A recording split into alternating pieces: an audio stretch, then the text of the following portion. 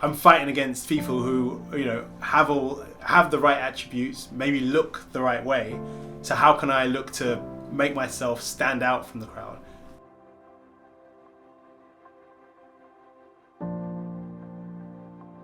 So, you leave with your first class honours, Yeah. out into the working world. Tell us about your professional life. So I've started off in the working world in a testing role. So I was a software tester based in Cambridge, and it was a fun experience. So they were all ex-Cambridge graduates, very much white middle class. Again, I was the only black who was working there, but it was a good experience. But it was more of a good first job, at least to get me sort of set my feet. And then I got a role based at Hertfordshire Constabulary for the police in there, and I was a web analyst for them. So I was doing quite a lot of programming and creating like different systems.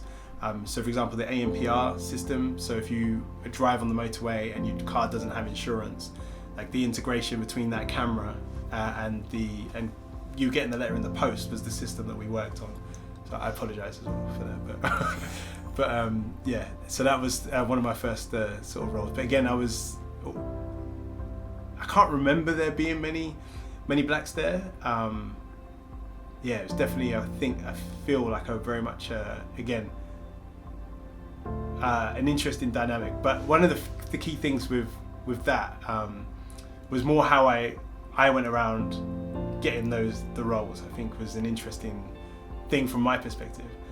So based on my experiences throughout school, throughout uni, based on the stuff that my mum had told me, I was like very set on being a people pleaser. So when I went in for interviews, I'd try and find the one key thing that I would either have in common or be able to sort of liken to for whoever the interviewer was, and be able to sort of latch onto that, or at least from my perspective, how I portrayed myself. So how I spoke, like if you're speaking in a particular manner, I'm mimicking how you're speaking, so it feels like we're on the same level. If your actions are in a particular way, then I'm looking to mimic those actions. If you bring up football, okay, well I know that there's maybe a particular topic that I can mimic on that same sort of trail. So which is, I feel, is like a very interesting topic, because I felt that I knew that for some places, especially for the police force, they need to have like a diversity quota. So if you need that diversity quota, that's what I'm going to play on to help myself sort of get ahead or help myself excel. Which I think is a contentious thing for me now, because the way I look back at it now, and even at the time, people would sort of look at you and call you, they would label you like maybe a sellout from the black community, would say, oh, that's an interesting way about going about it. But yeah, for me, it's a vessel or a way that I could use to help be able to get myself ahead and get myself into positions. So definitely in those early stages and early roles was very much a key trait that I really lent on to help get me, or at least I feel like to help get me excel in those early days. Do you think that the odds were stacked against you for getting those jobs otherwise?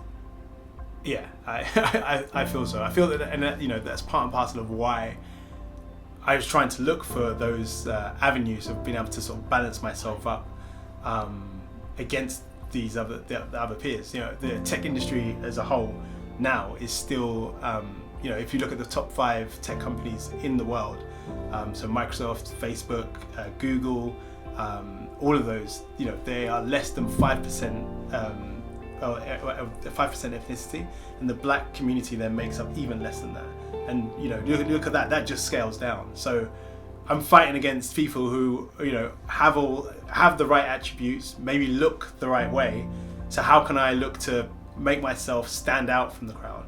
Well, I know you need to fill a diversity quota, so let me try and mimic that way using the people pleasing skills that I've got to be able to try and get myself almost get to a level playing field, so that if you've got to pick between two, then hopefully you'll end up picking me. In those jobs, did you feel like you could be yourself? No, definitely not. And yeah, it's interesting, because if you look back, I feel like throughout my whole early adolescence and early workhood, based on how I grew up, it's almost like a weird self-esteem issue, that just based on the fact that, well, I guess based on the colour of my skin and based off of the fact that I need to be able to try and fit in, you know, I have to act a certain way. So if you had called me, especially during those early days, I would have had a very much a work voice, as I called it. You know, part of that is definitely professionalism. You have to be, you're in a professional setting, so you have to be professional. But at least how I felt about it definitely felt like it was more than that. Tell us a little bit about your most recent, like, what are you doing now? So I'm a co-owner of a company called Nansen. We have an office based out in Chicago, or our HQ's in Chicago, and I head up the UK office based over here. The easiest way to describe what we do is we specialise in customer experience.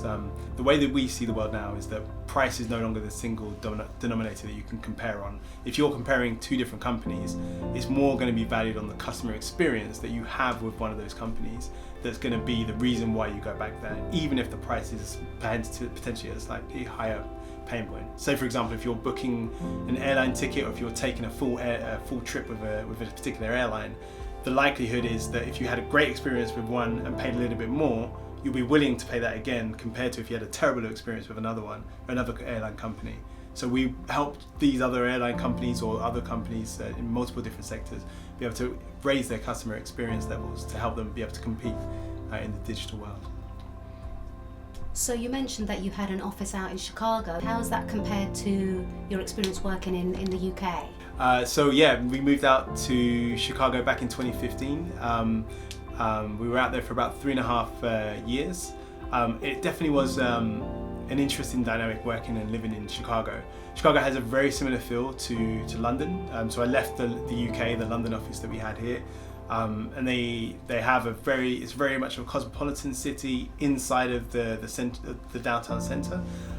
But Chicago itself is a very, very diverse, a very, very segregated city. So definitely the downtown area, very cosmopolitan, full mix of different people, different cultures. But as soon as you get outside of Chicago, you know, the blacks stay with the blacks, the Chinese stay with the Chinese. It's very much separated, and everyone keeps themselves to themselves as soon as you get out of that central hub. Do you feel that your experience as a black professional in the UK was different from your experience as a black professional in Chicago? I feel so. I feel it's interesting because I feel when I went to Chicago, and this may contradict like how others have seen it, but I was almost taken from a position of authority. So people were looking at me to, they would really question as such, like ideas or things that I would come up with, which were very different from how things were here in the UK. And I don't know if that was because of my accent or what, whether it was because of, sometimes people would say, oh, we really love your accent. You should present this because of your British accent.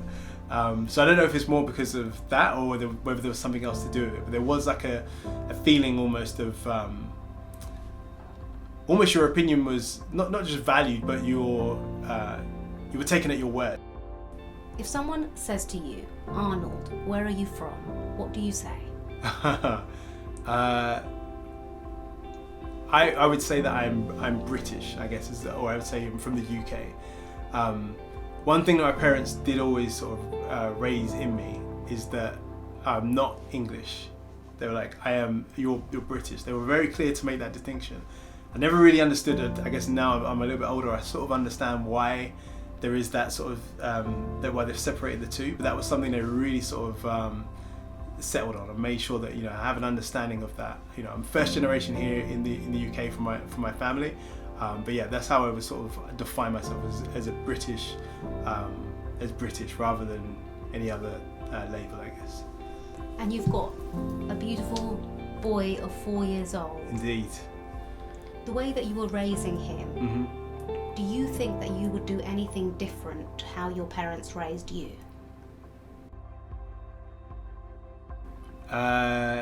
Yes. I feel that the one thing that Mary and I have really strived to do, and will, so I guess, continue to strive to do, but is to make sure that he doesn't feel from an early age that he is in a fight because of the colour of his skin.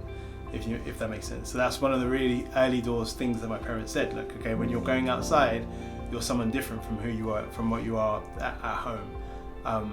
And I think that, as I sort of mentioned, that really did sort of affect me in terms of like my self-esteem, how I viewed myself, my self-worth, all sort of came into play. And it took me a long while to get to the stage where I was really sort of confident, going through some of those battles, which, Isaac does need to go through as well. Absolutely. I think that helps build his character through those actual experiences. But I feel that having the confidence to be, to not have to question things, because I feel that that's one thing, even though I guess to some extent today, that I would always still question things, is it because of, something that I need to now people please? I feel that I've done okay in my career, but potentially I could have maybe excelled even further if I'd had that confidence and been able to sort of keep on pushing. So I think that's one of the traits that both Mary and I, we spoke about this a couple of weeks back, would continue to make sure that we can instill in Isaac, to make sure he doesn't really feel like he is different. And also the ability to say, that's wrong. So if there was ever an instance or something that happened, not to say, oh well, I'm maybe not going to say anything because I need to fit in, or I need to do anything like that. To be able to have the confidence to be able to say, you know what, no, that's wrong. So if something happens in school, that's wrong. Or if he's out in the work environment and something happens, even if it's not to him, to somebody else, to be able to raise his hand and say, that's not right. So I think that those are the traits that we'll be looking to